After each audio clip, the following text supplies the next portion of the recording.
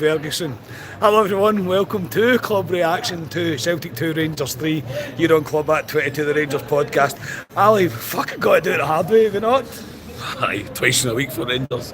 First time Rangers I think have won at Parkhead since COVID, I think it was, when Goldson scored the 2 goals. God knows how we'll break it down, Carney, but overall we've won. I know in the grand scheme of it, in terms of league, it doesn't mean anything, but beating Celtic means something. It means something going forward for next season, and Barry Ferguson again has masterminded something over a very cocky Brendan Rodgers, I thought, going into this game, and get it right up you. He is a clueless, a classless man is what he is. Yes, hello everybody, and we are live again on YouTube, trying something a little bit different that we've never done before, but it worked the last time, so we'll try it again. Ali, check your phone, are we live? I think there was comments. Yes, we are live. There we go. It's worked again. Look, Rangers have done it the hard way today, as you can tell by my voice. I've had quite a lot of shouting, mostly at that second half, I'm not going to lie. But look, in the grand scale of things domestically, and league standings anyway, it doesn't mean much. But for Rangers going forward, it's huge for us. We've got the monkey off our back of winning a game at Parkhead, and also Barry Ferguson wins his first Old Firm game in charge, which is more that can be said for the last 4 Rangers managers. So you've got to give respect where it is due. I thought in the first half Rangers were brilliant. I thought we matched Celtic all over the pitch, and we thoroughly deserved to be 2-0 up. I thought both our goals were brilliant. Alex started with pressure in the first half. Early on from Rangers we started great. Raskin, of all people, the guy from a corner who flicks it in and puts us ahead, and Rangers deserved the lead at that point. We'd put pressure on Celtic from the start, and we scored the goal. Yeah, Celtic like to play out from the back, and I thought we pressed them. I watched Celtic against Bruges actually months ago. In Bruges, I thought had the blueprint of how to play against them, press them, and they get joy. And I thought Rangers did the very same today. Celtic try to play from the back. That's the way they do. They try to break the lines, and we pressed them, and we got joy. And Rangers were very good that first half, and we deserved that goal from Raskin, and from a corner kick as well. Let's remember that as well. Excuse me, mate, I'm recording a podcast. It's just not hard. Driving a car past me. As a guy comes down the alleyway. What is this guy about? No, it was a fantastic start by Rangers, and they deserved it because Rangers took the game to Celtic straight away for the whistle, which usually doesn't happen at Parkhead. Usually at Parkhead, we're rabbits and headlights for the first 20 minutes. Yeah. And that wasn't what happened. And Rangers, we put Sterling at the three of the 3 centre halves at the back. Tavernier played down the right hand side. Which we didn't think would happen. Yeah, I thought it worked in the first half. I really did. I thought it worked. I thought obviously Butland was called into action with a great save from Hitati. It was an absolute fantastic save as we were 1-0 up.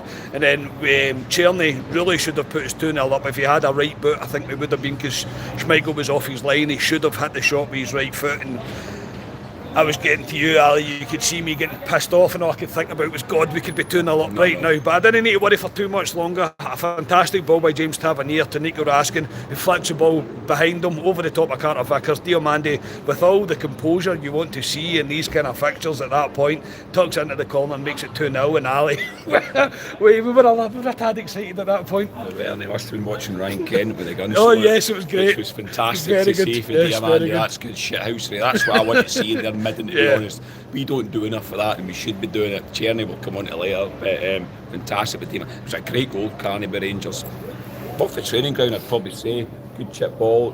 Raskin knows exactly what he's doing, and Diomande, cool, puts the ball away. And 2-0. I mean, I was saying to you, Carney, when was the last time we were 2-0 up at half time at Parkhead? I don't know. I need to look back, to be honest, but something in the chat will tell us. I need to ask Scotia, he'll probably tell me, but to be 2-0 up at Parkhead, I never seen that coming, I'll be honest.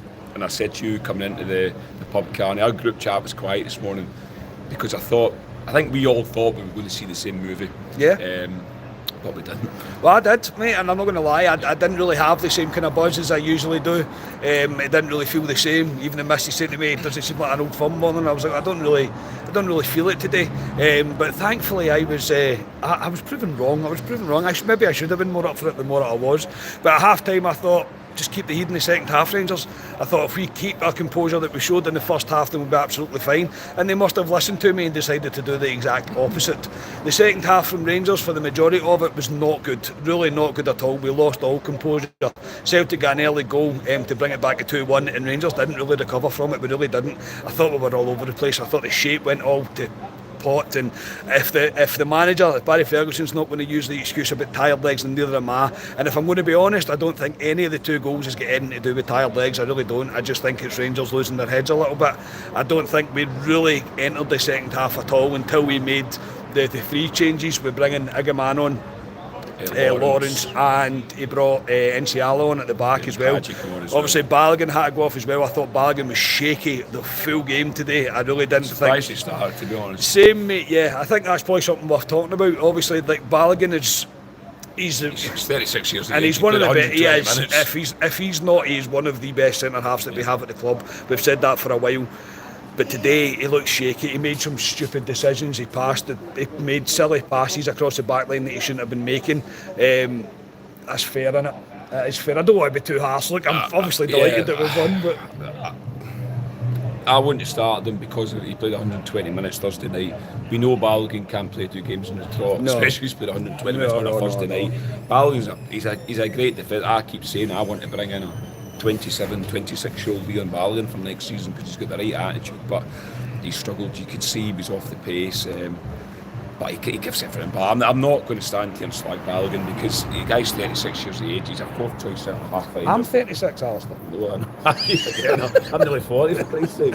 But in terms of football, yes, he's an older gentleman in terms of football, but I'm not going to give Balogun any grief for that today because he was fantastic Thursday night. Yeah, he was. But yeah, I thought obviously Rangers, it goes to 2 each, and at that point I'm like, every Rangers fan's going to feel the same, and we're always honest when we say I turned to Alan, I said we're not going to win this. If anything, they're going to win it. Seen the movie, haven't yeah, I've seen the movie a million times, we really did. But I was incorrect. I decided at the wrong moment to go to relieve myself. I wasn't going to last to the end of the game. As I was standing in the toilet, I heard somebody saying, "Go on, mate." And I thought, something sounds like it's about to happen here. Next thing, the pub erupted. I came out, seen the replay. Igaman, I mean, what a goal, man. He wins the ball, might have been a wee bit fortunate the way the full back's to him. I don't really think that matters in terms of things. The finish is absolutely sublime, mate. Absolutely sublime. Based on the first half, the way that it went, I'm happy to say that we probably deserve to win that game today. I don't think Rangers were in any great shakes in the second half, but when we did regain that composure, when we did get ourselves back into the game in the second half, it's Igaman that gets us the win, and it feels pretty good, mate. I'm not going to lie.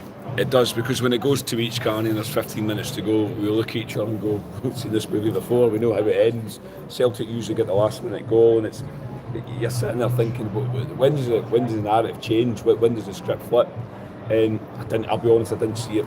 You've got to give Barry Ferguson credit. He changed it, he put Igaman on, and you've got to give the players credit, Carney. I know we criticised in the second half for 100%, losing a 2-0 lead to go two each, but he didn't give up. I thought James Tavernier was very good today. I thought he drove the Rangers, and it felt like Igaman. We've seen this with Igaman, he's lashed the ball in the back of it. What a goal to win a game at Parkhead in front of the Rangers fans in the corner. And I'll tell you what, see the boys that were in there for 2 hours and are probably still in there right now. Enjoy yourself. Enjoy yourself. Fantastic. The first time fans are back in the ground, especially in their midden. Enjoy it. The thing is it's backfired on Celtic as well. The only reason we were allowed in there, and don't let anybody kid you otherwise, the only reason we were allowed back in is because they are so far ahead. This safety concern so they could rub it in our nose, and we didn't let them do that today. That's what we should take today. It's a bit of a moral victory, yes, it's bragging right for Rangers today, it is, but it's a much better feeling to have after a game at Parkhead, as a gigantic, like beer, that is massive. Tries to fly about us, but I'm mega proud of the players today for not giving up, for especially going to after Thursday night, going to penalties, 120 minutes. I know, but I might be wrong in thinking that I might be overcritical, but you're a football player, it's your job to play every 3 days. I get that we put the efforts in on Thursday night, but I didn't want to hide behind that excuse if we had have got beat today. I don't think it would have been right. Ultimately Rangers have got the win, and it feels good, and for them to think they were going to rub their noses on it and spoil their party a little bit, I'm more than happy to take the bragging rights, I really am. Can you pick a man of the match of today for Rangers? Yeah, I think I just mentioned it. James Tavernier for me. Obviously assisted the first goal from the corner we scored from, let's remember that. From Raskin. He was involved in the second goal. I thought he drove us. I thought he's very good playing in that position in a back five for Rangers. So for me, I'd give it to Tavernier. I know he gets slaughtered by a lot of Rangers fans, but